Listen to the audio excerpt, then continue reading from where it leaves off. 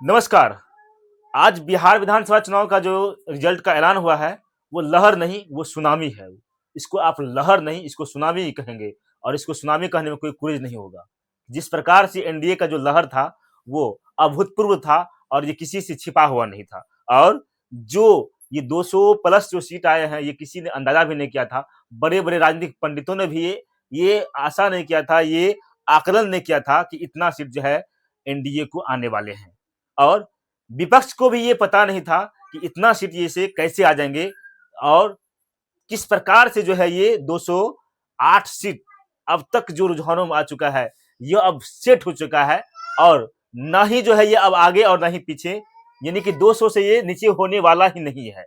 समय बज रहा है 6 बज रहा है और 6 बजे तक लगातार दोपहर के 2 बजे से देख रहे हैं कि लगातार जो किस प्रकार से जो है बढ़त जो एनडीए को जो बना हुआ है, वो बढ़त आगे बढ़ते गया है और वो पीछे नहीं हुआ है। इस प्रकार से एनडीए में नरेंद्र मोदी और नीतीश कुमार का जो वाहवाही, जो उनका जनसभा और जो उनके नेतृत्व ने जो किया है, वह ये दर्शाता है कि 208 सीट वो उनकी जनसभाओं में जिस प्रकार से भाषण देकर लोगों को जो है अपने और अपने पाले किया, ये उसी का परिणाम है। भले ही महागठबंधन के लोग यह जरूर कहे कि सिस्टम को हैक कर लिया गया या ईवीएम को हैक कर लिया गया और या ईवीएम के साथ खेल किया गया, तो कहीं ना कहीं ये आप पर हम छोड़ते हैं और ये आपके विवेचनाओं पर ऊपर छोड़ते हैं कि क्या वास्तव में जो है ये जो 208 से जो सीट जो आए हैं, क्या यह ईवीएम हैक करके आया है या ये जो जनता का जो प्यार है, जो लोगों ने जो हुजूम भर के जो वोट दिए हैं, ये उसका कमाल है। आज आपको इसके बारे में हम बताने का प्रयास करेंगे कि आखिर एनडीए में ऐसा क्या जादू था, ऐसा क्या लहर से सुनामी बन गया है जो 200 से प्लस आंकड़ा कर दिया गया है। और उसका सबसे बड़ा असर आता है महिलाओं को। जिस प्रकार से 2 चरणों का वोटिंग हुआ था और पहले वोटिंग जो हुआ था 64% हुआ था और दूसरा जब हुआ था वो 67% वोटिंग हुआ था। तो राजनीतिक पंडित आकलन लगा रहे थे आखिर ये बदलाव का जो है वोटिंग हो रहा है। इतना वोटिंग बिहार में होना, ये कहीं न कहीं एक क्वेश्चन मार्क पैदा करता है और अगर हो भी सकता है तो ये बदलाव के लिए जो है लोग जो है इसे दे सकते हैं। लेकिन शायद ये नहीं सोचा गया है कि जिस महिलाओं का जो वोट होता है, वो महिला का वोट किससे जाता है। लेकिन इस बार जो वोटिंग हुआ है, किसी भी एक जाति में नहीं, हर जाति की महिला ने हुजूम भर के जो है, झोली भर के जो है वोट दिया है और उसका कारण जो है 208 सीट जो है आज शाम के 6 तक जो है ये देखने को मिल रहा है। बहुत जगह ऐसा भी काउंटिंग जारी है, बहुत जगह जो है लगभग 5 या 10 राउंड बचा हुआ है और कुछ देर में जो है यह चीज साफ हो जाएगा कि कितने सीट अब तक जो है जीत में तब्दील हो चुका है। लेकिन रुझानों में जो है 200 प्लस जो ये सेट हो चुका है, अब ये नीचे उतरने का मन नहीं बना रहा है।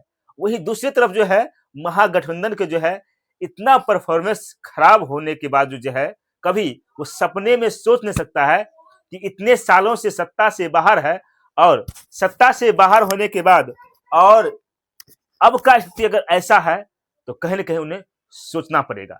लेकिन क्या इसके पीछे क्या लॉजिक है?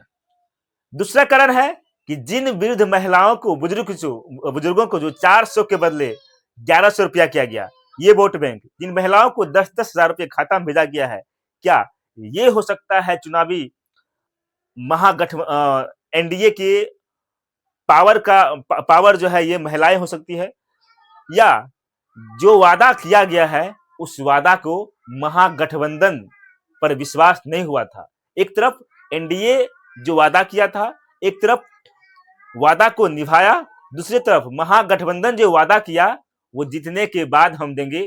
क्या लोगों में लगा कि जो दे रहा है अब कोई जीत कर देगा? क्या ये कारण हो सकता है?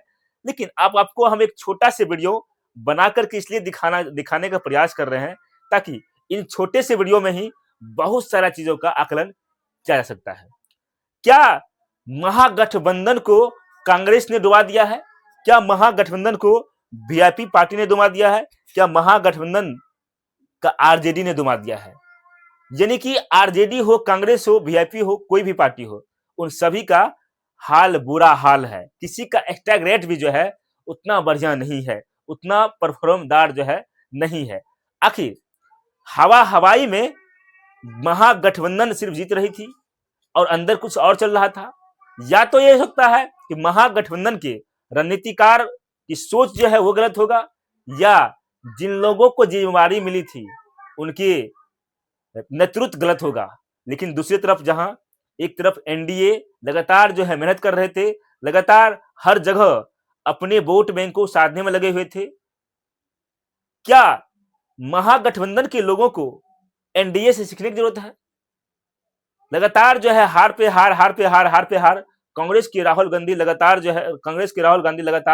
चुनाव हार रहे हैं, और उसके बाद जब हार जाते हैं तो वो विदेश रफू चक्कर हो जाते हैं। चुनाव बिहार में हुआ और वो लंदन विदेश भाग गए। लेकिन जवाबदेही किसकी है? क्या इसके जो जो बात आज पैनलिस्ट में जो बताई जा रही है कि हार की समीक्षा करेंगे, सिर्फ टीवी तक कह दिया जाता है और बाद में इसकी समीक्षा होती भी नहीं है। लेकिन वही दूसरी तरफ अगर बीजेपी की बात करें तो हारने के बाद भी जो है वो समीक्षा करते हैं। इसका एक और कारण हो सकता है कि एक तरफ जहां फ्रेंडली फायर चल रहा था आरजेडी और कांग्रेस के बीच, वहां पर जो है वोट का जो है टूटना तय था। वही दूसरी तरफ बीजेपी यानी कि एनडीए गठबंधन में तकरार थी, लेकिन वो तकरार अंदर ही अंदर थी, उसे बाहर नहीं आने दिया है।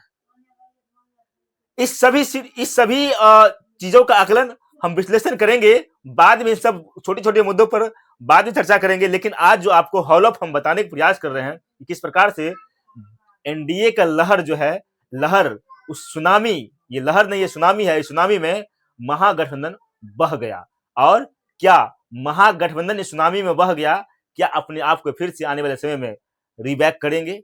लेकिन आज जो जनादेश जो मिला है, उस जनादेश को स्वीकार करते हैं या सिर्फ किसी और बहाना बना करके उस पर छोड़ देते हैं? क्योंकि कहते हैं कि हर व्यक्ति को अगर निराशा होता है या अगर हार होता है तो उस हार को स्वीकार करने में उसकी महानता होती है। लेकिन किसी दूसरे चीजों पर अगर ठिकरा अगर फोड़ देते हैं तो वो कमियां जो है, वो कमजोरियां जो है, उसे पीछे नहीं छोड़ता है।